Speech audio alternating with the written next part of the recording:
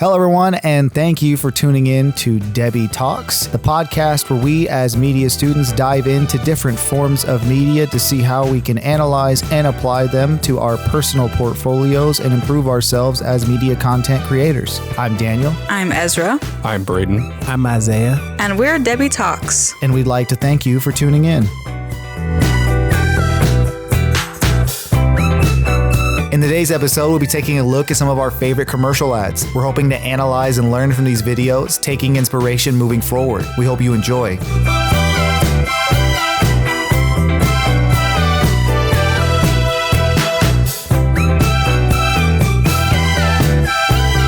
If you would like to check out any of the videos we review in today's episode, feel free to check the description if you're watching on YouTube or check the embedded links if you're watching on our website. Once again, if you would like to check out any of the content that we review today, feel free to check the description on YouTube or the embedded links if you're watching on our website. Thank you for tuning in. We hope you enjoyed this month's episode of Debi Talks.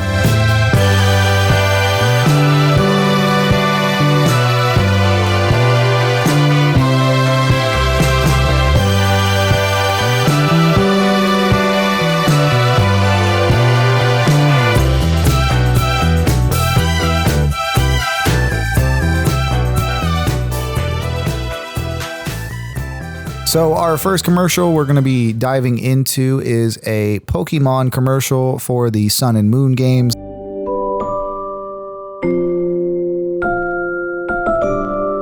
This was about, 8 years ago now that these games were released, and they did kind of a nostalgic look at how far the games have come and how far their audience has come, which is kind of crazy now that was almost a decade ago and they were playing into nostalgia then. So how old I feel now looking back at this. But this was one of my favorite commercials that I've seen, and that's primarily just because I'm a sucker for nostalgia and I love that kind of stuff. And I think that it really shows that, especially now, they kind of understand that they have an adult audience and they're kind of acknowledging that fact rather than just saying, oh, it's a kid's game, it's made for kids, if adults play, adults play. It's kind of nice that they're acknowledging like, hey, our audience is growing up so we can cater them a little bit more too, despite the fact that yes, at the end of the day, it is a kid's game. It is interesting to grow up alongside the brand and then see how the advertising and the brand identity kind of grows alongside, panders to you as you shift in demographics. But I really like the nostalgic feel of this video. It's similar in points to what we talked about with Matilda in our last episode, the use of color and invoking of emotions from your childhood, cool adulthood, and warm nostalgic memories. It's really nice. It's really refreshing, and it goes well with the call to adventure demonstrated in these Pokemon ads. Yeah, I was going to say the same thing about the colors used. I feel like there was a lot of cool tones, which bring you closer to the actual video, I would say. I think being able to evoke emotion in your creativity or in your like content or however you want to say it is really important because it really pulls the consumer to you and it feels like you're talking directly to them. Watching somebody go through their life loving the same thing is a feeling that is very relatable to many people. I especially like the tagline they had used in the commercial, which just says, you evolved and we did too, because evolution, big part of Pokemon. If you've played Pokemon, that probably hits a little bit harder than if you hadn't. So to me, that's probably the hardest hitting part of the nostalgia, especially after showing that starting out as a kid, hiding under the covers late at night, playing the game. That's super. I remember doing that when I was a kid, way back in the day. Very fun. And I think that they did an amazing job of capturing that feeling of, wow, a long day of work, walking home, but you can still kind of capture some of that childhoodness. And then the tagline to me was just really, really well done. That's how I saw it. I'm trying to remember like the initial shot, but there's warm childhood memories and then it's a cold office. But even as an adult, he has a warm lamp in his bedrooms. That's kind of the first indicator before he even plays Pokemon. That's like you can still have a sense of this comfort even in your own little space, even if the rest of the world doesn't necessarily feel like that. And then it kind of flips it on its head at the end when the cool tone goes. It's that call to adventure. Like we said, it's him walking past and the cool tone catches his eye and it's all these bright lights of an opening Pokemon cinematic. It's really cool. Overall, I love it. I love the games. I love the commercials. They have a history of doing these. I think that if you go, I could have honestly picked perfect one that they've done for any game or any collaboration or anything they've done. They probably do commercials relating to nostalgia and the history that they've built probably better than anybody else. I think personally, I think they do it better than anyone else. I like how while Pokemon Sun and Moon made notable strides in evolving the Pokemon franchise, the changes to evolution mechanics generate mixed responses. The innovative approaches added depth to gameplay, but they also led to complications that could frustrate players. Ultimately, the evolution system reflects the broader theme of Sun and Moon, a desire to innovate while respecting the legacy of the series. Balancing these elements remain a challenge that future Pokemon games will need to navigate carefully. What you said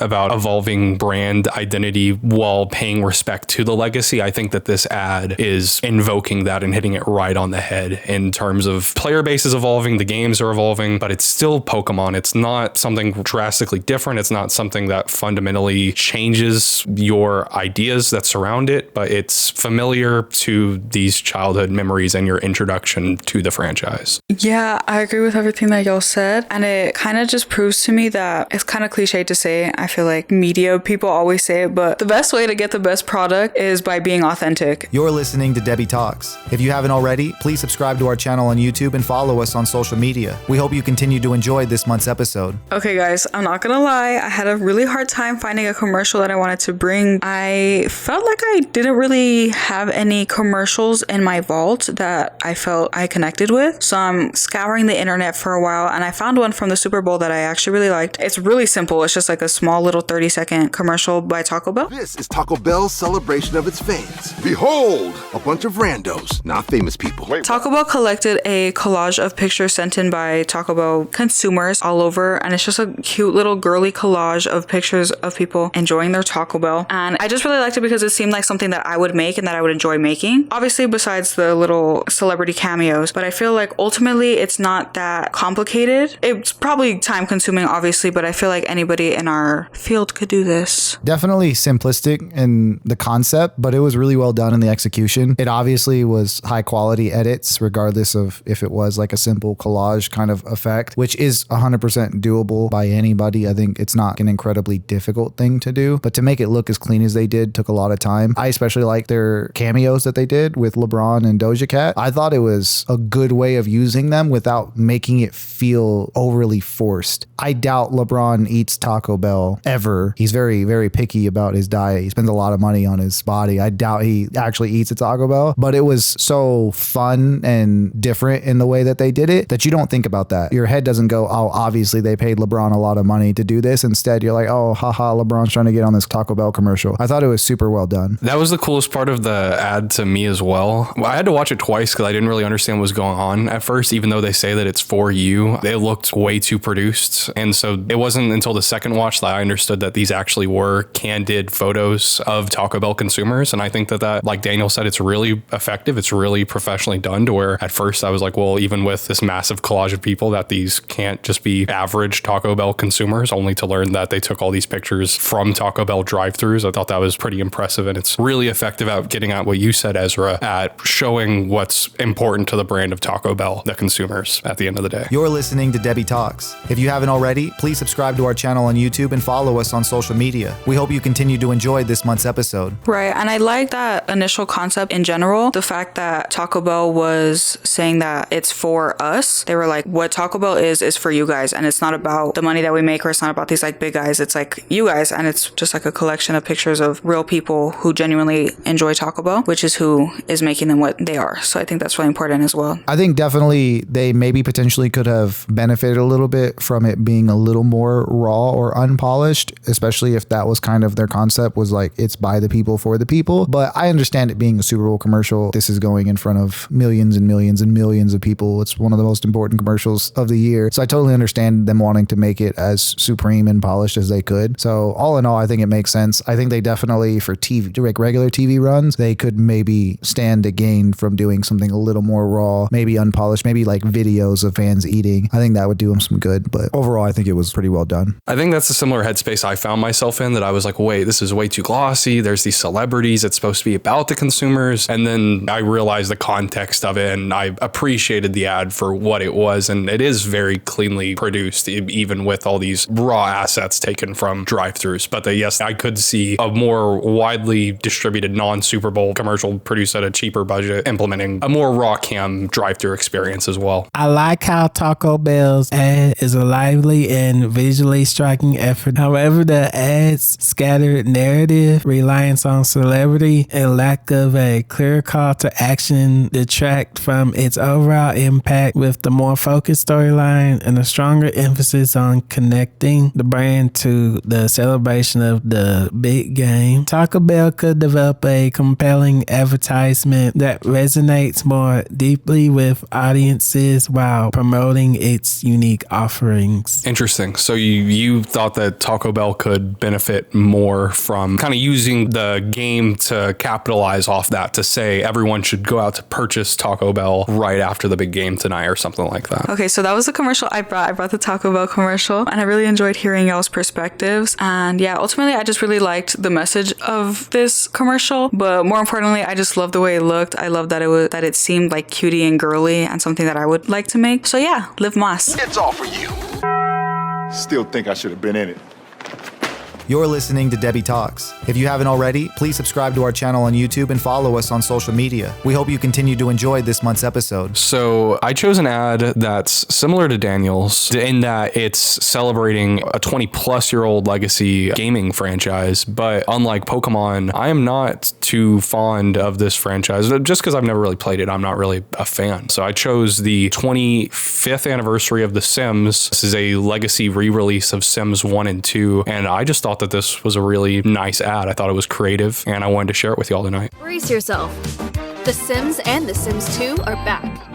As somebody who has played The Sims before, I actually thoroughly enjoyed this commercial because they did such a great job of capturing the Sims experience live with actual real people. I think they captured some of the wackiness that you can do with The Sims so well. Like, they really gave you kind of a run-through experience of what almost every Sims player has experienced at least one or two times. And for the fact that it being a nostalgic 25-year, this is what we've all kind of went through for 25 years. I think they did a fantastic job of capturing all of those moments and all of those feelings of, oh yeah, there's Death. He's always hanging around. Oh, is that a clown crying? I actually remember that guy. And so they did such a good job of capturing these little Easter eggs that if you have played it before, you look at that and go, oh my God, I remember that. And I think that is just well done. Super well done. No, I totally agree. And I just really like this video in general. I think the concept of bringing a game to life is really cool, especially a game where you're playing as if you're human. So it's kind of like this weird like loop-de-loop that you don't really understand. So you're like watching the commercial and you think you're in the game, but then you're in real life at the same time. I don't know. I just thought it was really cool. I also like that it gave kind of early 2000s Y2K vibes in a way. Like the colors, it was very like bright and purple, bluey, neon, vibrant colors. And I really like that. I think with how fast it is as well, it was able to keep our attention. And I think that's really important for now. Our attention spans in this generation, they're a little slower. So I like that quickness of it, but you still understood what was going on and you were encapsulated, if that makes sense. Yeah, and I said I never played the games. I'm familiar with the mechanics, and so I wasn't familiar with all the nuances that Daniel had mentioned, but I'm familiar with memes such as Death removing the ladder from the pool, and just familiar with the game mechanics allows a lot of the minute interactions to really play out entertainingly. And I really like how the video is kind of edited like a music video. It's very sporadic, like what Ezra was saying. It catches your attention very quickly because it's really a bunch of brief comedic scenes loosely tied together, but still it's all about The Sims and they're all crazy and surreal, but that's what brings it back together at the end of the day. You're listening to Debi Talks. If you haven't already, please subscribe to our channel on YouTube and follow us on social media. We hope you continue to enjoy this month's episode. I really enjoyed that if somebody's watching this and they haven't played The Sims, it still did such a good job of showcasing the gameplay that it makes you kind of want to play it, where they showed this wackiness in a way where even if you don't understand understand why there's a clown crying or why the Grim Reaper is running around doing what he's doing. It kind of captures the fun that The Sims hold, to where if you've never played it before and you see this commercial, you might go, hey, I kind of want to play that. Like, that looks fun. And that's a great thing, because I think it does build off nostalgia really well, to where if you have played it in the past, you're like, oh man, I remember this. I got to go do this. It also brings in new players with the fact that they were able to showcase all of these great elements that the game has. No, and that's such a good marketing ploy too, is to make you feel like you're playing and to make it feel like it's you, so you automatically want to play. Because I watched it and I was like, dang, I kind of want to play. Like, I kind of want to see what they're talking about. So they low-key got me. I like how while The Sims and The Sims 2 Legacy Collection successfully celebrates the heritage of the beloved series, it serves as both a tribute to the series' origins and a reminder of how far life simulation games have come. Well, I'm glad that this video both worked in Daniel's instance as someone who's familiar with the series, but that it also interested people such as Ezra and I to maybe go out and pick up this game and play it after today's episode. I'm glad y'all enjoyed it, and let's move on to our final clip of tonight. You're listening to Debi Talks. If you haven't already, please subscribe to our channel on YouTube and follow us on social media. We hope you continue to enjoy this month's episode. This is the commercial that I brought. It's the Dragon Ball Sparking Zero video game, and it came out a few months ago.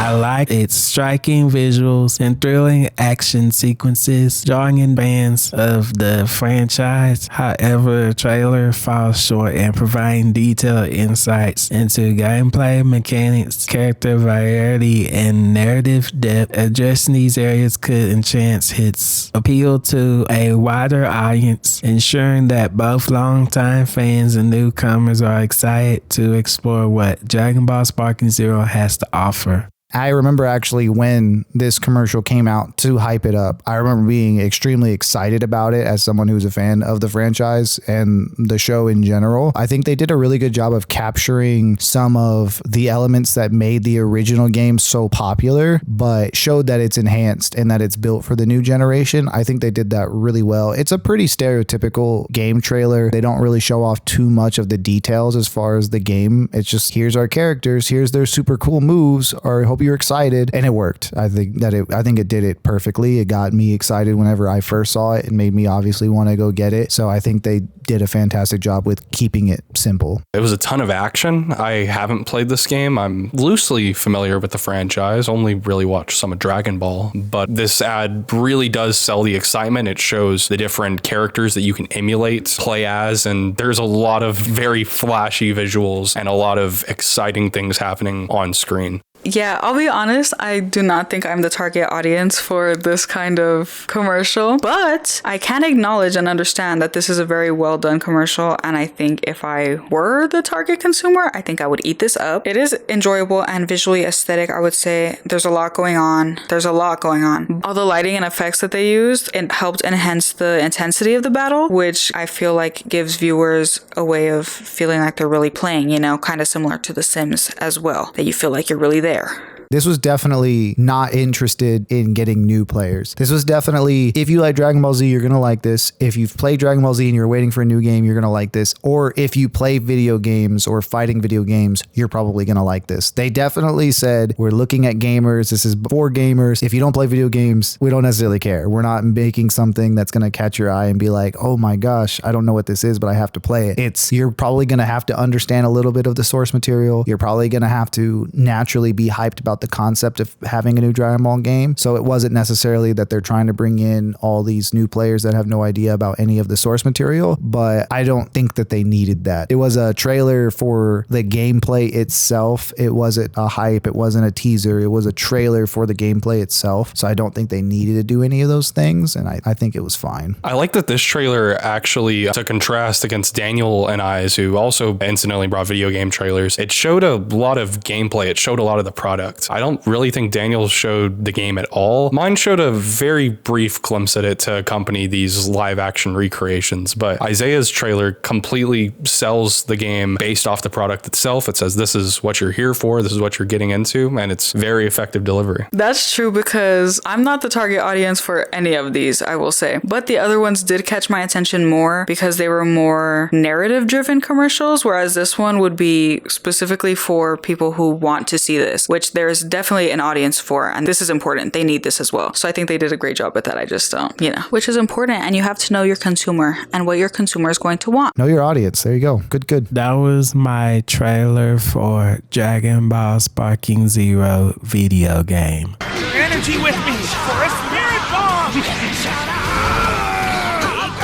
And that was this month's episode of Debi Talks. Be sure to join us on our next episode, and be sure to follow us on all of our social media. That's YouTube, Apple Podcasts, and our website. All of our information will be linked in the description below if you're listening to us on YouTube. This is Debi Talks. I'm Daniel. I'm Ezra. I'm Braden. I'm Isaiah. And thank you for joining us. We hope you tune in to our next episode.